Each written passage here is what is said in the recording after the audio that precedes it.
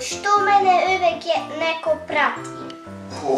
Ma curca je sama. Evo, meni para za novu godinu. Wow, kak sam ja lijepa. Aj, kako sam ja glup, kucam na vrata. Pa nije ovo dijete toliko glupo da ona meni sad otvori vrata. Čekaj, šta da radim? Znam. Sad će sigurno da otvori vrata. Ko je ovo? Pa ti si jedan mraze. Hoćeš ući, jes mi donilo poklon. Aj, ne ide me budalo, zaboravio si poklon. Hoću ući u kuću. Poklon ću ti donijeti sutra.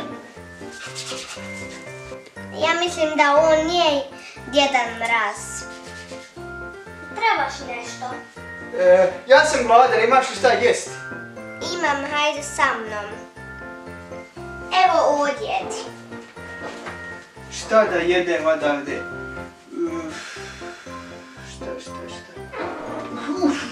Šta je ovo? Jesi ti ovo uradila? Nisam, to se sama zatvori.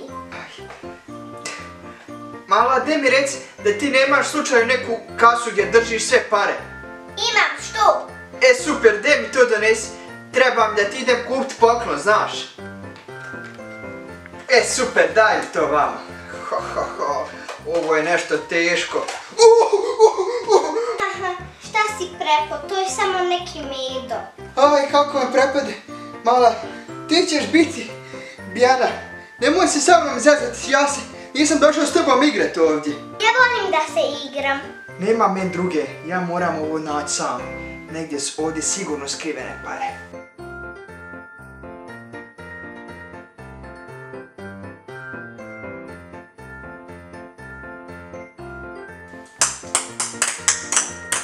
Hajde da nam požuri.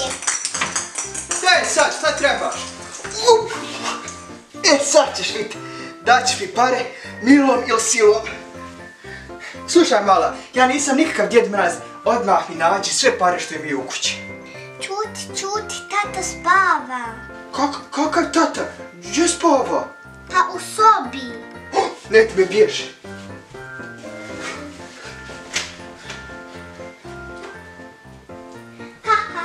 On je budala.